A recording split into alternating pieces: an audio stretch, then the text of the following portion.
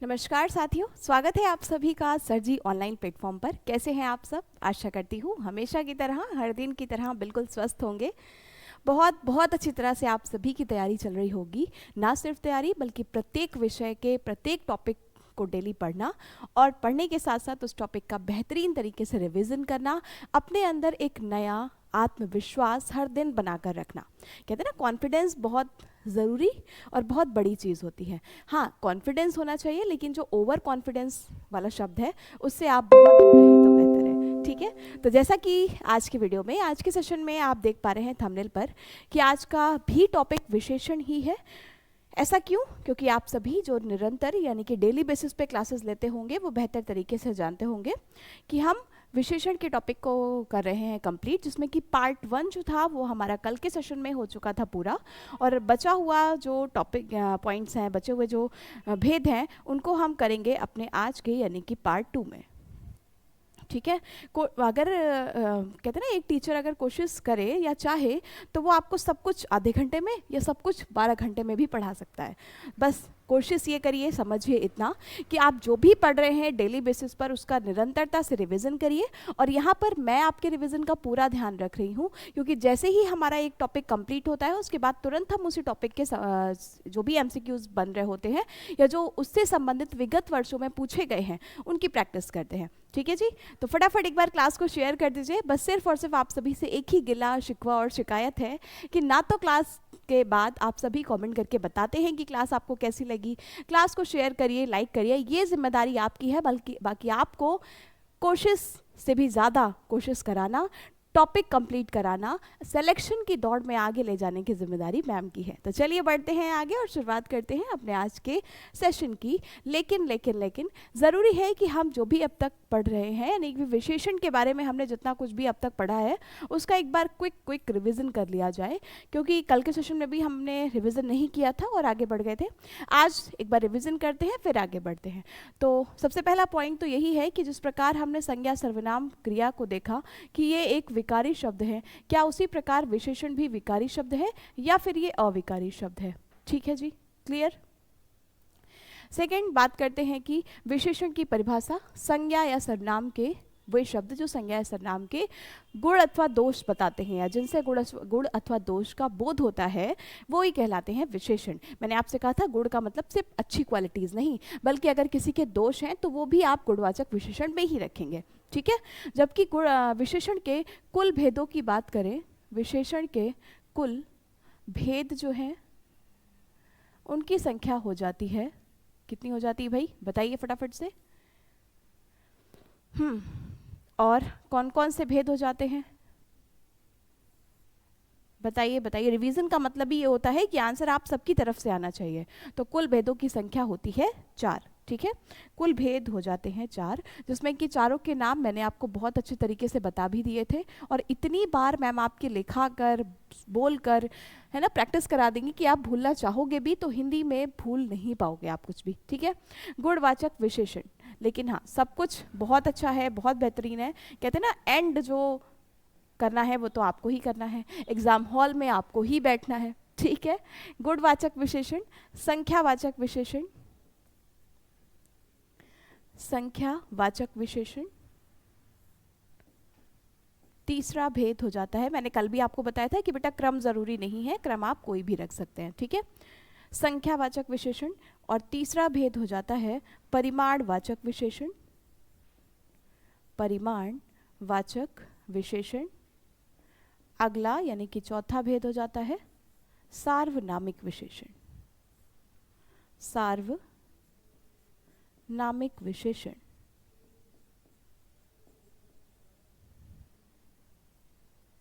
सार्वनामिक विशेषण। ठीक है,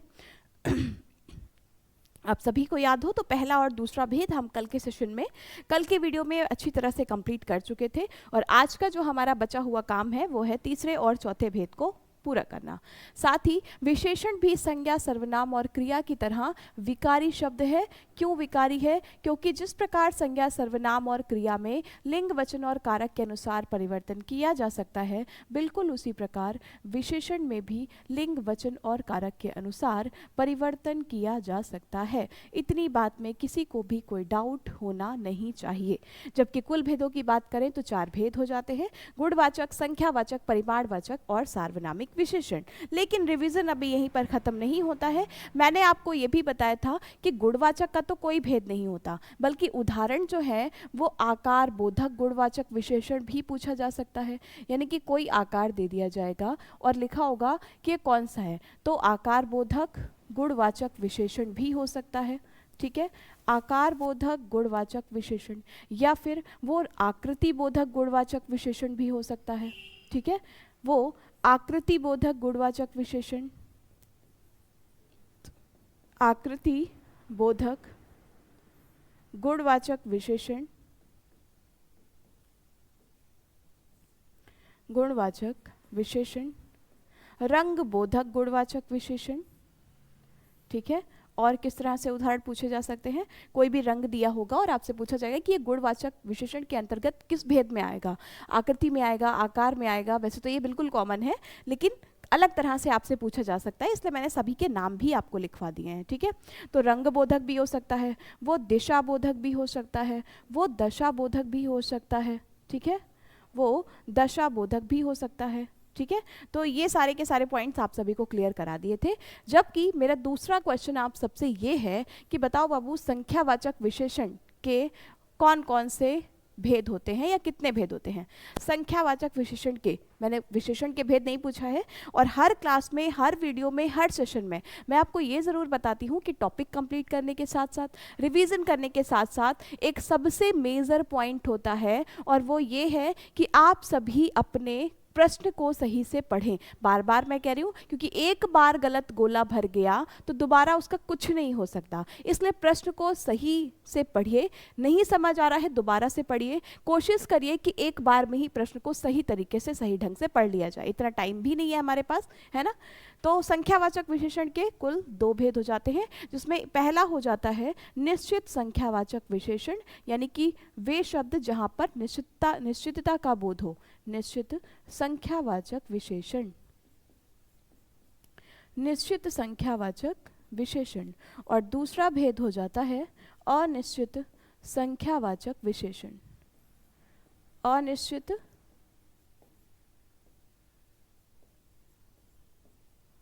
संख्यावाचक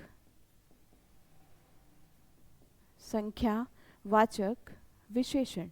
ठीक है, अब इसमें कुछ और बताने की ज़रूरत शायद नहीं होगी, क्योंकि नाम से ही पता चल रहा है। और कल क्लास में मैंने आपको पूरी डिटेल से बता दिया था कि जहाँ पर निश्चितता का बोध हो, निश्चितता का पता चले। कक्षा में 10 बच्चे हैं, मेरे पास 50 रुपए हैं, बाहर 10 आदमी खड़े हैं। ठीक है, माँ के पास 10 किताबें हैं या 50 किताबें हैं, 100 किताबें हैं, 1 लाख किताबें हैं।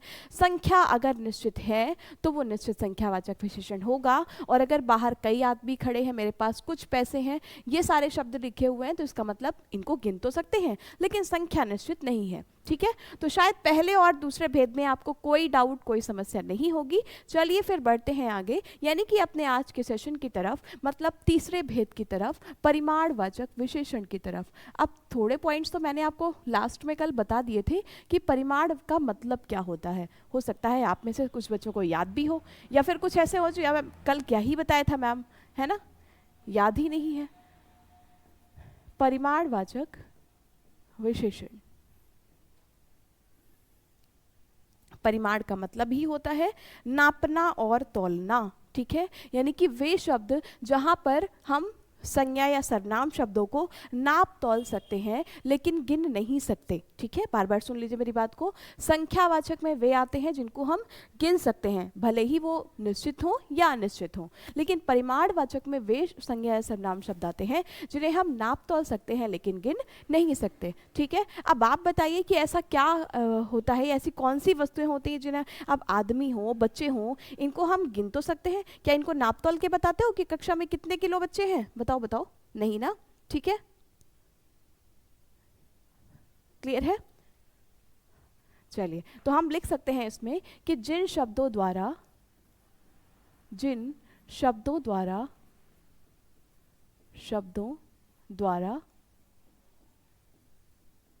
संज्ञा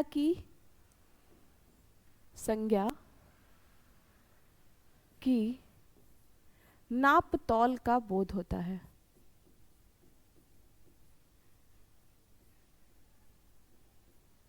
जिन शब्दों द्वारा संज्ञा की नाप तौल का बोध होता है परिमाणवाचक विशेषण कहलाते हैं।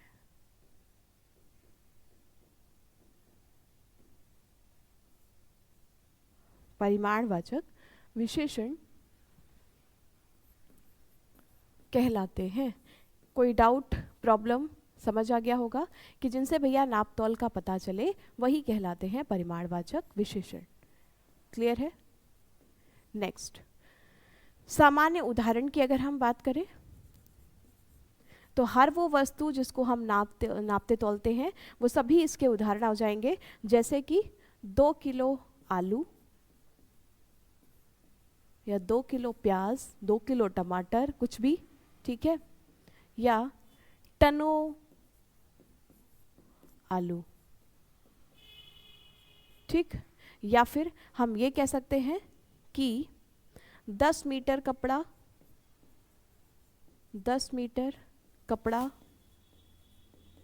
ठीक है, 2 लीटर तेल को गिनते तो हो नहीं। अब ये मत कहते ना कि जिस बॉटल में भरा होता है वो बॉटल गिन लेते हैं, है ना, वही तेल को नापा जाता है। बल्कि ना सिर्फ तेल, वही ये ध्यान रखेगा कि दुनिया में जितने भी द्रव्य हैं, यानी कि जितने भी लिक्विड्स हैं, उन सभी को नापतौल की ही श्रेणी में रखा जाता है। मतलब अगर विशेषण की दृष्टि से देखें तो वो सभी परिमाणवाचक विशेषण ही कहलाएंगे। ठीक है, समझ में आ गया? तो इस तरह का अगर कोई भी उदाहरण है तो वो सभी किस में आएंगे? परिमाणवाचक विशेषण में आएंगे। बताइए भाई, क्लियर है? समझ में आ गया होगा? ठीक है, इस तरह का कोई भी उदाहरण है वो परिमाणवाचक विशेषण में ही आएगा। क्लियर? लेकिन मैम अभी कुछ देर पहले आपने जैसे ये बताया था कि संख्यावाचक जब भी होता है तो संख्यावाचक के 2 भेद होते हैं, यानी कि निश्चित संख्यावाचक और अनिश्चित संख्यावाचक। यानी कि अगर संख्या निश्चित है तो वो निश्चित संख्यावाचक में आएगा, और अगर संख्या निश्चित नहीं है, जैसे कक्षा में कई बच्चे हैं तो ये संख्या नहीं पता चल रही है, मेरे पास बहुत सारे पैसे हैं, है ना, या मेरे पास थोड़े पैसे हैं, संख्या नहीं पता चल रही है, जबकि हम पैसों को गिन सकते हैं, तो वो अनिश्चित संख्यावाचक विशेषण कहलाता है। तो फिर क्या परिमाणवाचक में भी बिल्कुल यही है? जी हाँ, बिल्कुल बिल्कुल यही है। जिस प्रकार संख्यावाचक में निश्चित और अनिश्चित होते हैं, यानी कि संख्यावाचक विशेषण के भेद होते हैं, बिल्कुल उसी प्रकार परिमाणवाचक विशेषण के भी भेद होते हैं। बात समझ में आ रही है? उसी प्रकार परिमाणवाचक विशेषण के भी भेद होते हैं। परिमाणवाचक विशेषण के भी भेद होते हैं। कितने होते हैं?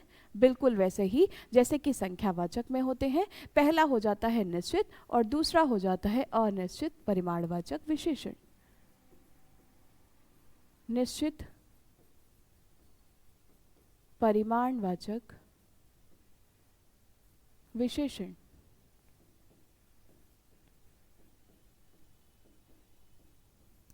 और दूसरा भेद हो जाता है अनिश्चित परिमाणवाचक विशेषण। अनिश्चित परिमाणवाचक विशेषण। अब इन दोनों की नाम से ही आपको पॉइंट्स क्लियर भी हो गए होंगे कि इन दोनों में अंतर क्या है। ठीक है भाई, जहां पर मात्रा निश्चित हो वो निश्चित परिमाणवाचक, जहां पर मात्रा निश्चित ना हो वो अनिश्चित परिमाणवाचक विशेषण। ठीक है, अनिश्चित परिमाणवाचक विशेषण। ठीक है जी, समझ में आ गया होगा पॉइंट। तो पहले हम चर्चा कर लेते हैं निश्चित परिमाणवाचक विशेषण की। मैं हर एक पॉइंट बड़ी डिटेल से लिखा देती हूँ ताकि जब भी आप लास्ट मोमेंट पे रिवाइज करने बैठे तो कोई समस्या ना हो। ठीक है, निश्चित परिमाणवाचक विशेषण। निश्चित परिमाणवाचक विशेषण। ठीक है, क्या होता है निश्चित परिमाणवाचक विशेषण में? बताइए बताइए, या कौन कौन से उदाहरण हो सकते हैं? हम्म, परफेक्ट। तो सामान्य रूप से हम लिख सकते हैं कि जिन विशेषण शब्दों से विशेषण शब्दों से जिन विशेषण शब्दों से संज्ञा की निश्चित मात्रा का बोध होता है, निश्चित मात्रा का निश्चित मात्रा का बोध होता है, बोध होता है,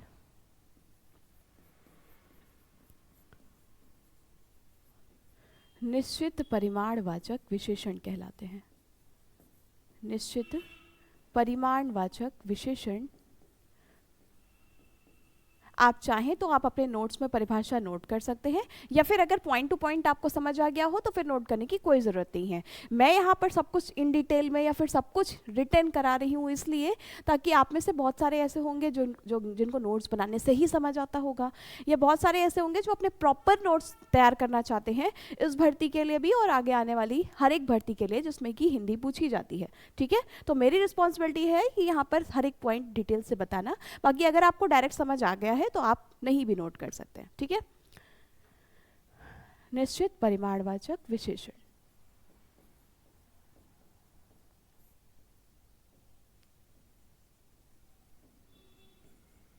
अब सिंपल सी बात है कि हमने परिभाषा पढ़ी है, तो निश्चित यहाँ पर जो हमने उदाहरण देखे हैं परिमाणवाचक विशेषण के, इसमें तो निश्चित भी है और अनिश्चित भी। कैसे निश्चित और अनिश्चित है? भैया 2 किलो है, ठीक है, हमें तो पता चल रहा है कि संख्या निश्चित है कि ना तो 2 किलो से कम है ना ही 2 किलो से ज़्यादा, लेकिन यहाँ पर टनों है। अब भैया टनों कितना? 2 टन, 4 टन, 1 टन, 10 टन, कितना? यानी कि संख्या निश्चित नहीं है। लीटरों पानी, कितने लीटर है? संख्या निश्चित नहीं है।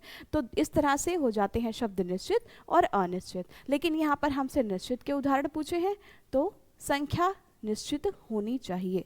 ठीक है, यानी कि परिमाण जो है, जो नापतोल है, वो निश्चित होनी चाहिए। जैसे कि 5 लीटर तेल 1 लीटर पानी। आपको डिजिट में भी, नंबर में भी लिखा हुआ दिया जा सकता है, ज़रूरी नहीं है किसी तरह से लिखा हुआ हो। ठीक है, 1 लीटर पानी, 4 मीटर कपड़ा, 4 मीटर कपड़ा, 2 टन टमाटर। ठीक है, आदि। तो चाहे आपको संख्या निश्चित में कोई भी संख्या दी जाए, हर वो उदाहरण निश्चित परिमाणवाचक विशेषण का उदाहरण होगा। क्लियर है? बताइए बताइए फटाफट से।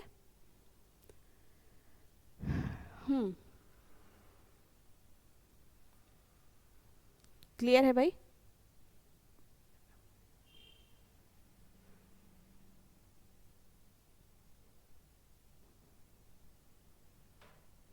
हम्म।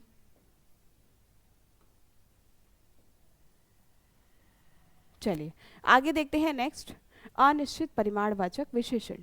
ठीक है, बिल्कुल सिंपल, बिल्कुल ऑपोजिट जैसे कि आपने संख्यावाचक में किया था, है ना। अनिश्चित परिमाणवाचक विशेषण।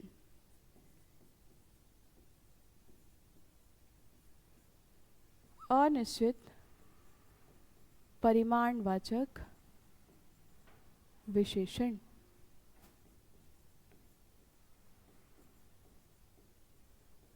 तो जिन संज्ञा शब्दों से विशेषण की अनिश्चित मात्रा का बोध होता है, जिन विशेषण शब्दों से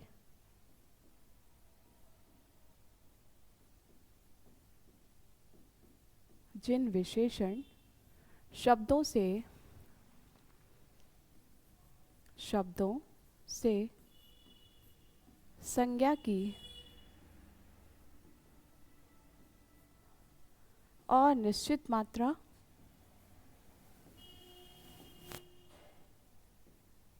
अनिश्चित मात्रा का बोध होता है, अनिश्चित मात्रा का बोध होता है। अनिश्चित परिमाणवाचक विशेषण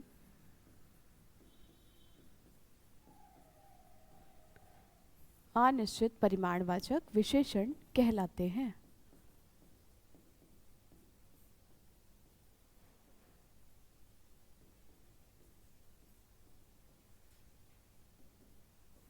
क्लियर है? सामान्य उदाहरण की अगर बात की जाए तो सब हर वो पदार्थ, हर वो मात्रा जो कि अनिश्चित हो, वो अनिश्चित परिमाणवाचक विशेषण में आ जाएगी। जैसे कि हमने पीछे उदाहरण देखा, टनों आलू, कितना है, कितने टन है, पता नहीं, ठीक है। मीटरों कपड़ा, मीटरों कपड़ा, ठीक है। थोड़ा कपड़ा, थोड़ा पानी, कितना नहीं पता। तो जब भी उदाहरण अनिश्चितता में हो, वो सभी अनिश्चित परिमाणवाचक विशेषण के उदाहरण कहलाते हैं। क्लियर हो गई होगी बात? अब आते हैं अपने अगले और लास्ट अंतिम भेद की तरफ, जिसका नाम हो जाता है सार्वनामिक विशेषण। सार्वनामिक विशेषण,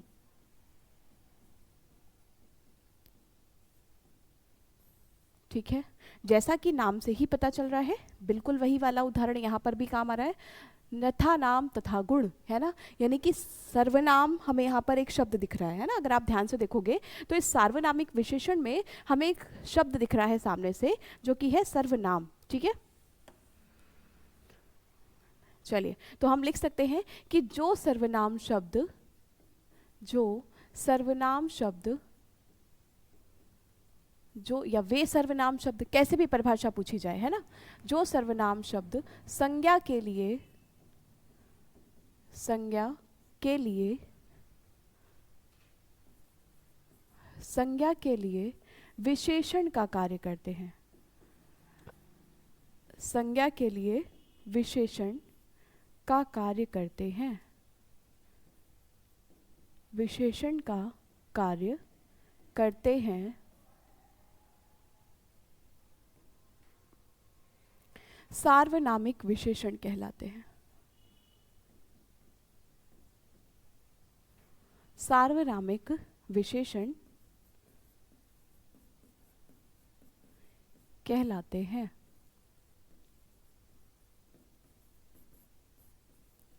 संज्ञा के लिए विशेषण का काम करते हैं, मतलब उदाहरण के तौर पर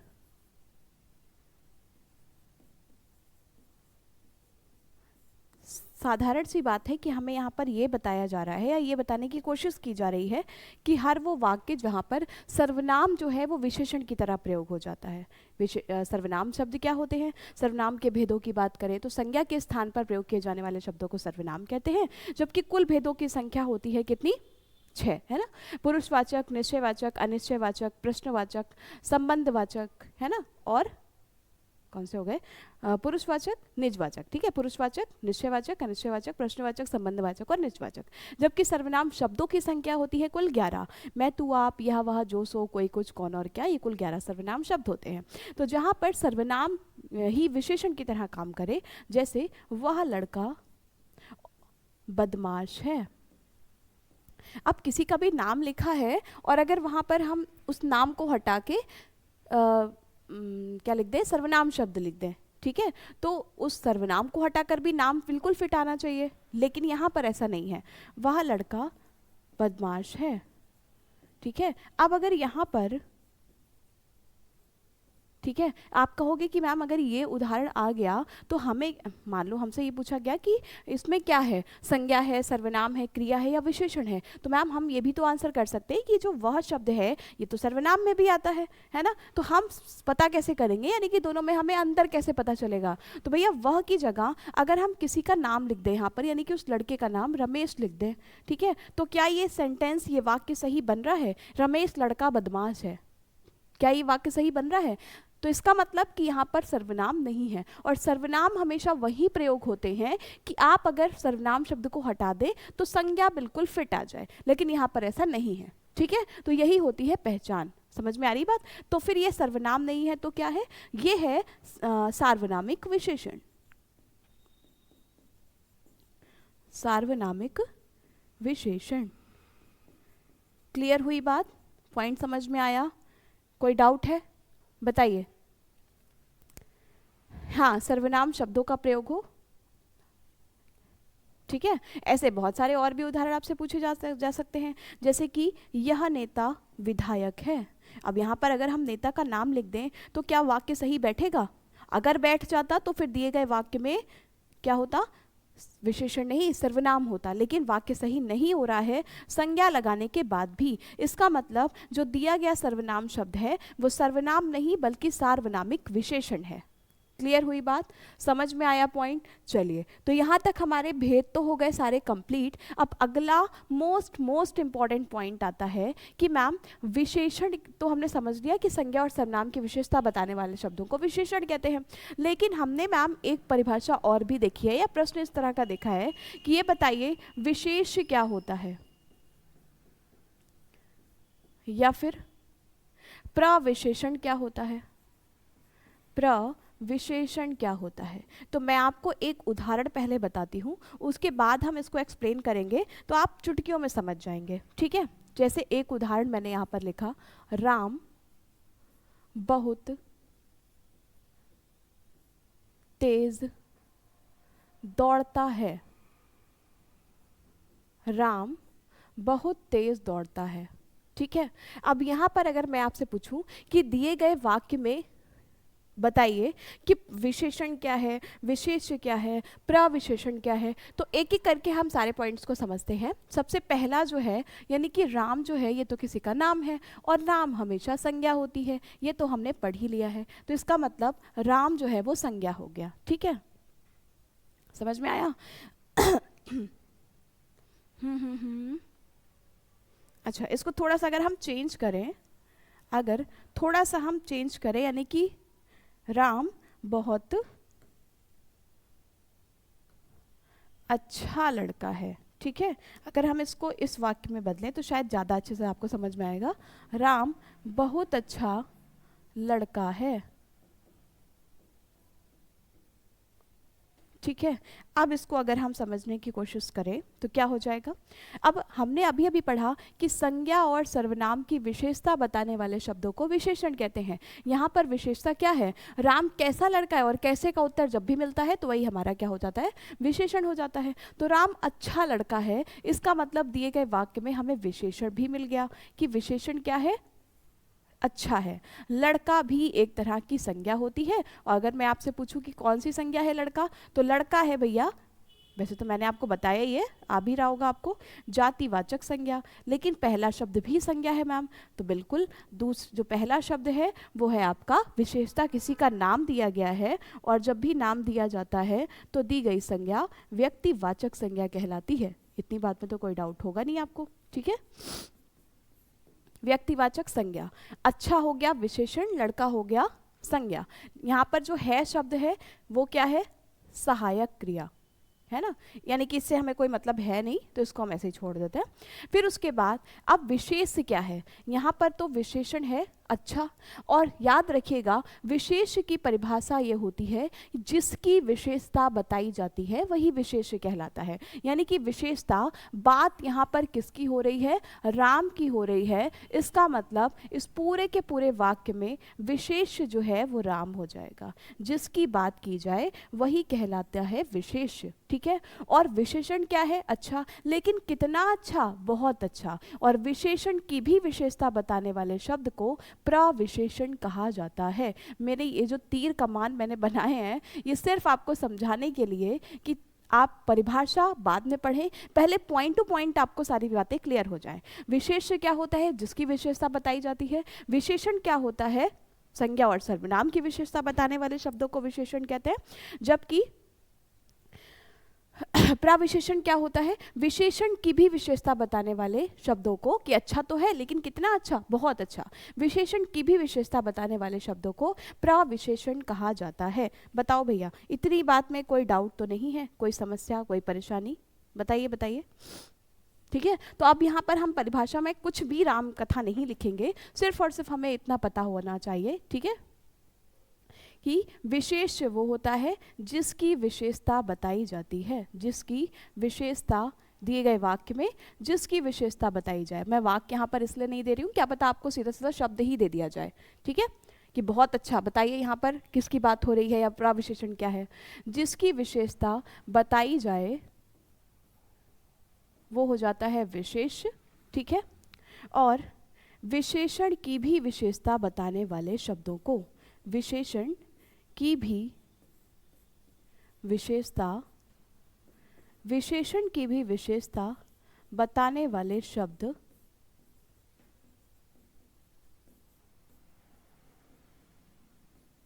वाले शब्दों को क्या कहते हैं हम? प्रविशेषण कहते हैं।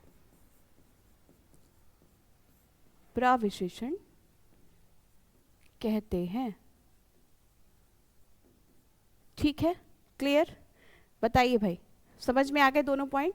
तो अब आपसे विशेषण पूछा जाए, विशेष्य पूछा जाए, प्रविशेषण पूछा जाए, आपको कोई भी डाउट नहीं होना चाहिए, सारे के सारे पॉइंट्स आप सभी को क्लियर होने चाहिए, ठीक है।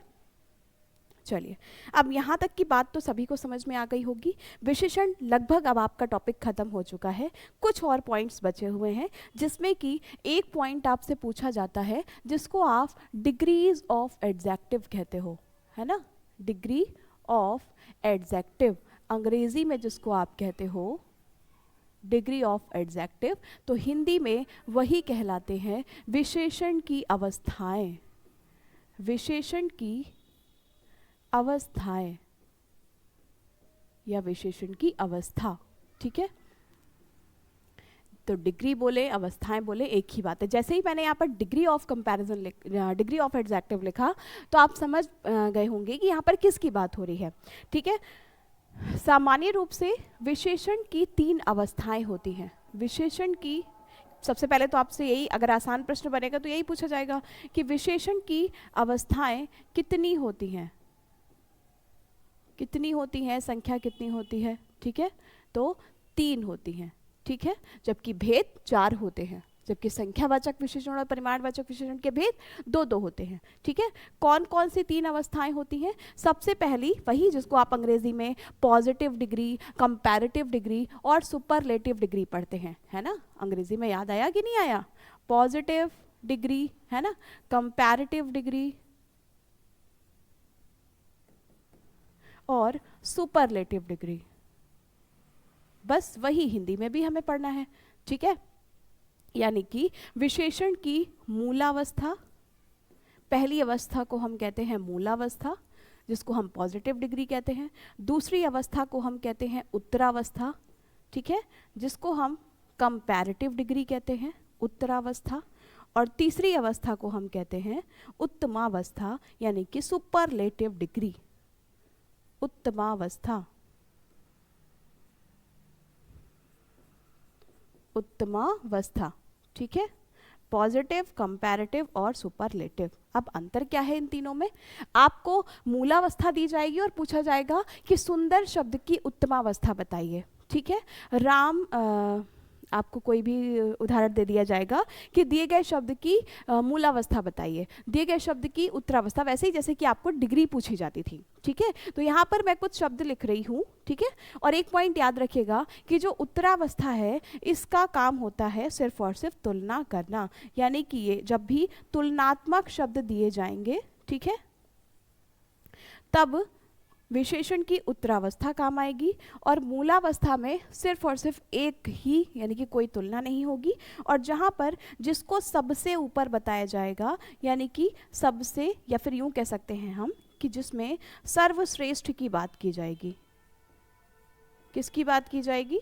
सर्वश्रेष्ठ की बात की जाएगी, वो कहलाते हैं विशेषण की उत्तमावस्था। बताइए बताइए, क्लियर है पॉइंट?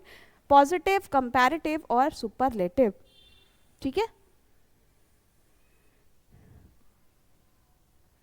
चलिए तो हम एक एक पॉइंट को परिभाषा से भी मैं लिखा दे रही हूँ, वैसे तो मैंने डायरेक्ट आपको बता ही दिया है।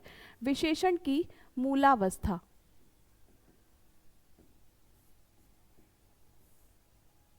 ठीक है, विशेषण की मूलावस्था बताया है मैंने आपको कि इसमें कोई तुलना नहीं होती। ठीक है,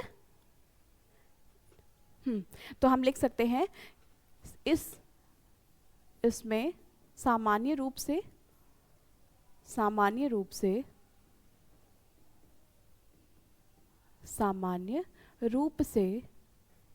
विशेषता बताई जाती है,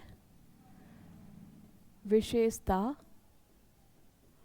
बताई जाती है,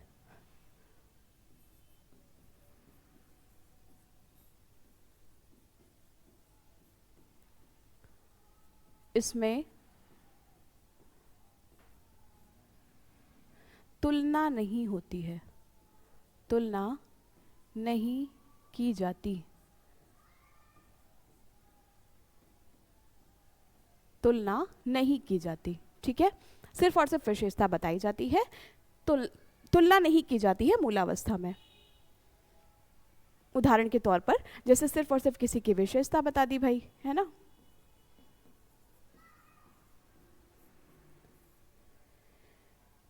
जैसे कि कोई वीर, कायर, बहादुर, दानी, है ना, तो इस तरह से अगर कोई भी विशेषता बताई गई तो वो हो जाती है मूलावस्था। लेकिन उत्तरावस्था में ऐसा नहीं है। उत्तरा यानी कि कंपैरेटिव, कंपैरिजन नाम से ही पता चल रहा है। ठीक है, विशेषण की उत्तरावस्था, विशेषण की उत्तरावस्था, तो इसमें सामान्य रूप से विशेषता नहीं बताई जाती बल्कि तुलना की जाती है। ठीक है, तो हम लिख सकते हैं कि इसमें दो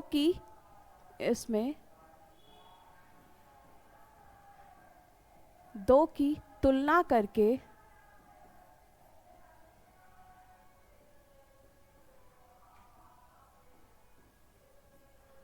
पीछे वाले पॉइंट्स जितने भी मैंने आपको बताए हैं, है ना, वो सारे के सारे विशेषण से संबंधित तो क्लियर हो गए होंगे।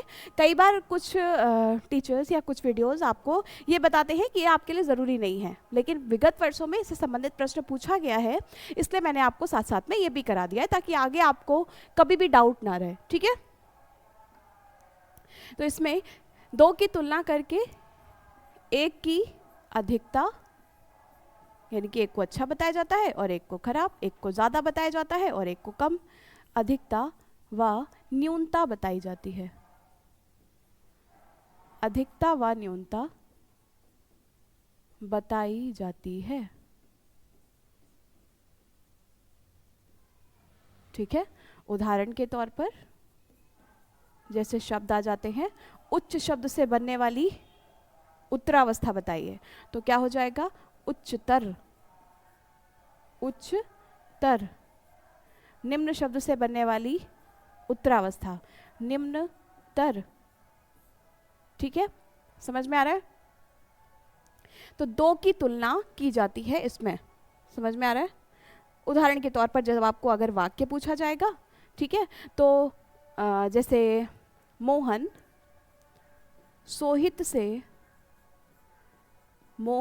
सोहित से अधिक बुद्धिमान है, सोहित से अधिक बुद्धिमान है। तो बस दो की तुलना की गई है और एक को कम और एक को ज्यादा बताया गया है। ठीक है, रमन गीता से अच्छा गाता है, गीता से अच्छा गाता है। ठीक है, तो कुछ इस तरह से शब्दों रूप से या फिर आपको वाक्यों से तुलना बताई जाती है। अंतिम आ जाता है आपका तीसरा पॉइंट, यानी कि विशेषण की उत्तमावस्था, जिसको आप सुपरलेटिव डिग्री कहते हैं। और जैसा कि नाम से ही पता चल रहा है, उत्तम यानी कि जो सब में उत्तम हो, सुपर यानी कि उससे ऊपर कुछ है ही नहीं। ठीक है। विशेषण की उत्तमावस्था, जहां पर सिर्फ और सिर्फ एक को ही सर्वश्रेष्ठ बताया जाता है।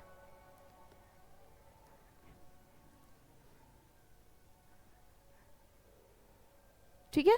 इसमें दो से अधिक, कह सकते हैं कि इसमें दो से अधिक व्यक्तियों या वस्तुओं की, व्यक्तियों या वस्तुओं की तुलना करके एक को, व्यक्तियों या वस्तुओं की तुलना करके एक को सर्वश्रेष्ठ बताया जाता है।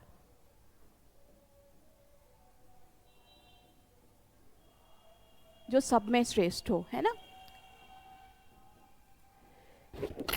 सॉरी, बताया जाता है।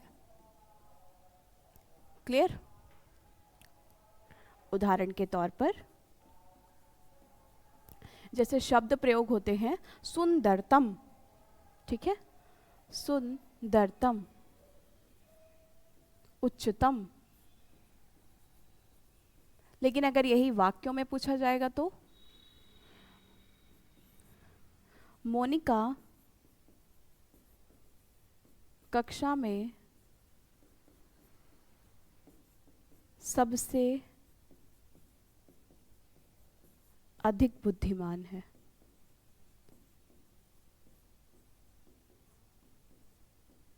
सबसे अधिक बुद्धिमान है। ठीक है। अमन रीना से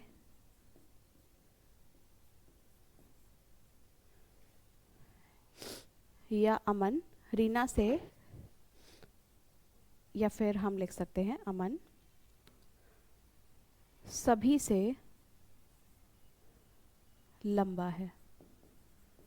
ठीक है। तो इतनी बात परिभाषा के माध्यम से तो आप समझ ही गए होंगे, लेकिन बात अभी यहीं पर खत्म नहीं होती है। ये तो रही परिभाषा की बात, यानी कि जब भी आप बाद में रिवीजन करेंगे तो ये पॉइंट्स आपको याद रहेंगे। अब यहाँ पर मैं कुछ शब्द लिख रही हूँ जो कि मूलावस्था में होंगे, आपको उनकी उत्तरावस्था और उत्तमावस्था बतानी होगी। ठीक है। चलिए, तो ये आपकी एक प्रैक्टिस भी हो जाएगी और अच्छी तरह से रिवीजन भी। तो ये हो जाएगी मूलावस्था, उत्तरावस्था और उत्तमावस्था।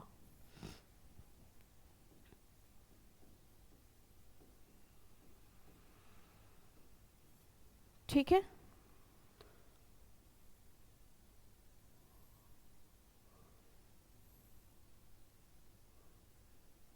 चलिए, अब कुछ शब्दों को मैं लिख रही हूं, जैसे कि सुंदर, उच्च, उच्च, गुरु। जिनको आंसर पता हो वो साथ साथ में आंसर भी करते जाएंगे, है ना। कुछ ऐसा रॉकेट साइंस नहीं है, बड़ा ही आसान सी बात है।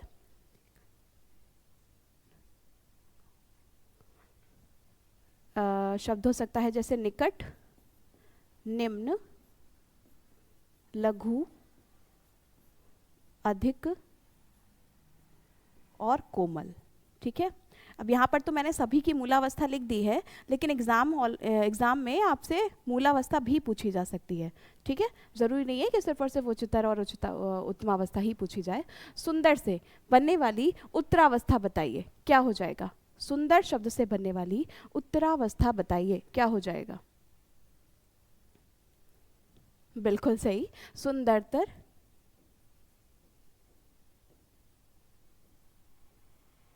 सुंदरतम। ठीक है। इतनी बात में पहले उदाहरण में कोई डाउट किसी को। सुंदर शब्द से बनने वाली उत्तरावस्था। ठीक है। ऐसे ही उच्च शब्द में उच्चतर और उच्चतम, उच्चतर और क्या हो जाएगा, उच्चतम। क्लियर है। गुरुतर, गुरुत्तर, ठीक है, और गुरुत्तम, जो गुरुओं में उत्तम हो, गुरुत्तम। निकटतर और निकटतम, निकटतर और निकटतम। ठीक है, निम्नतर और निम्नतम, निम्नतर और निम्नतम। मैं उत्तरावस्था और उत्तमावस्था दोनों ही लिखा दे रही हूँ। ठीक है, आपसे जो पूछा जाए, जिस तरह से पूछा जाए, उस तरह से आपको जवाब देना है। लघुत्तर और लघुत्तम, अधिकतर और अधिकतम, अधिकतर, कोमलतर। शब्द वही रहेगा, याद रखिएगा, शब्द को मत चेंज कर दीजिएगा, शब्द को नहीं बदलना है। अधिकतर और अधिकतम, कोमलतर और कोमलतम, कोमलतम। क्लियर है? तो यहाँ तक विशेषण से संबंधित हमने सारे के सारे पॉइंट्स को देख लिया है और आशा है कि बेहतर तरीके से आप सभी को समझ में भी आ गया होगा, बिना किसी डाउट और बिना किसी परेशानी के। ठीक है, जैसे कि पहला विशेषण ये हमने रिवीजन किया, गुणवाचक, संख्यावाचक, परिमाणवाचक और सार्वनामिक विशेषण। फिर उसके बाद परिमाणवाचक क्या होता है, भेद कितने होते हैं, कौन कौन से होते हैं। ठीक है, पहला अनिश्चित, निश्चित और दूसरा अनिश्चित। सार्वनामिक विशेषण क्या होता है, विशेष्य और प्रविशेषण क्या होता है, उदाहरण से भी हमने समझा, साथ ही विशेषण की अवस्थाओं को भी समझा, मूलावस्था, उत्तरावस्था और उत्तमावस्था। ठीक है, आशा है कि सारे के सारे पॉइंट्स आप सभी को क्लियर हो गए होंगे। एक रिक्वेस्ट है आप सभी से कि क्लास को शेयर ज़रूर किया करिए, क्लास के बाद कमेंट करके ज़रूर बताया करिए कि क्लास आपको कैसी लगी। आप सबके लाइक्स, आप सबके कमेंट्स से ही हमें और एनर्जी मिलती है, कुछ और बेहतर करने की ऊर्जा मिलती है। तो आज का सेशन, आज का वीडियो यहीं पर रखते हैं। मिलती हूँ आपसे अगली क्लास में विशेषण के रिविजन के क्वेश्चंस के साथ। तो आज का सेशन यहीं पर है, तब तक के लिए ध्यान रखिए अपना, अपने घर वालों का। Thank you so much, bye bye, take care. Class के बाद कमेंट करके ज़रूर बताइएगा कि विशेषण का टॉपिक आपको कितने % समझ में आया है। Thank you.